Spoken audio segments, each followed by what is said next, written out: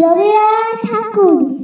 আমি যদি দুষ্টুমি করি, চাপা গাছে চাপা হয়ে ফুটি, ভোরের বেলা মার গোদারে পড়ে, কচি পাতায় করি ঋতুপতি।